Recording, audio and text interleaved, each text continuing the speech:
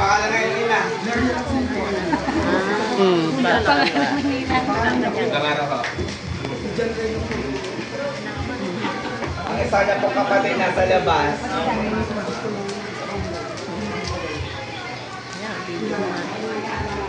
Hala ko kasi naungot din. Yun nga, baka makita nyo, kahit sa ngiti man lang, hindi naman matanda ng pangalan, at least, kilala nyo ang angkal ni Raylan. Ano po? O ikaw naman ngayon, Lani. Laksay, kahihina ng buses. Laksay, parehas nga eh. Opo, si Lani Gonzales po. Tapos po ay, ang aking pong ina, si Annabel po Gonzales, ang aking pong ama, si Rolando Gonzales po. Tapos, po, panganay ko po namin ang ate po, si Leonora Gonzales. Hello, ako'y tita. Hello, ako'y tita. Ako'y tita. Ano na? Kapatid po ng aking ina. Hi. Mga kapatid po ng lola ko po. Ano po? Katabi po. Katabi po po. Ariho yung mga mother side, father side. Mga pamangkin po. Pinsan na ho, mga pinsan. Oh. Kauna po sa lahat, maraming salamat po sa kayo. Narinig pala lahat ng tao. Salamat po. At siguro naman, ang lingkod din sa inyo kaya naman na kaya tayo narito para pag-usapan natin yung dalawang si Lani at saka si Raylan. Ano po? Baka hindi ba alam? Alam niyo po ba na pag-usapan natin ang ating pag-chichismisan ng dalawang anak? Pag hindi nyo alam, ay siya, kayo makikinig ng maayos at bakit, iwanan natin sa biyahe. Ano po? Handa na ba kayo? Sino ba? Yung sino na kayo mag-comment sa inyo, ay siya, kayo maghahanda sa kanilang pag-uusapan ngayon.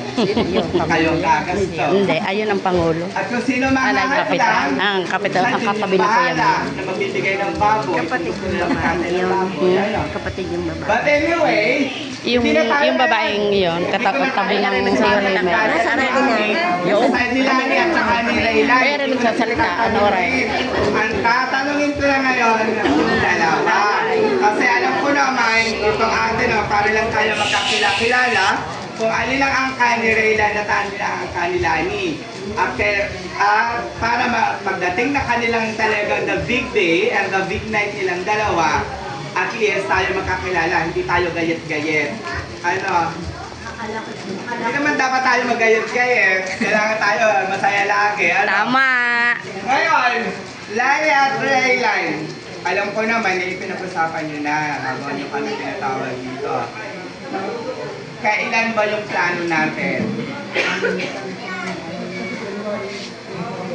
27. Yun, ang plan daw nila ay January 2027. Ano lang buwan ngayon? June. Alam ko lang binilang nyo agad. So, ilang buwan pa ang lilipas. Ano? Ilang buwan ang lilipas? 6 months. May 6 na buwang preparation. Kaya ngayon, madami naman tayong pagkain. Magpakabusog muna kayo hanggang December. Ulitan yan in January. Wala pa tayong petsa noon. May petsa na. Nagpasulat na ba kayo sa simbahay? Ang petsa ay Dinagapan kasi ang January oras ang gusto 23, mo. Eh, kaso, 2027 po. In the calendar, yung mga society ni Raylan at saka ni Lani, bilugay na agad ang January 2027 kung kayo ang kalendaryo na. wala pa kami kalendaryo. Ay siya sa cellphone muna, alam na ang cellphone for January 23, 2027. Ngayon, Lani at saka Raylan, ang simbahan dyan sa atin. Sa Ibaang St. James Parish Church, gaganapin ang kanilang pag-iisang dibdib. Ano yung exciting part na iniintay nyo? Ano po? Yes! The venue! Ngayon, hindi ka... Kanina para kasi ako nagmamasid doon. Sabi ko nga kanina, pagpasok ko, siguro yung dalawa may pinag-uusapan kung kami pupunta ng Thailand. Or Singapore. May napili ba kayong bansa kung pupuntahan? But anyway, kayo din yung tatanungin namin kung saan ang ating venue. Kasi, ang isang maliit na lugar, pwede naman yung palakihin. ang isang ano naman, pwede pag-usapan, di ba? Total, napakadami pa mami and daddy, ano?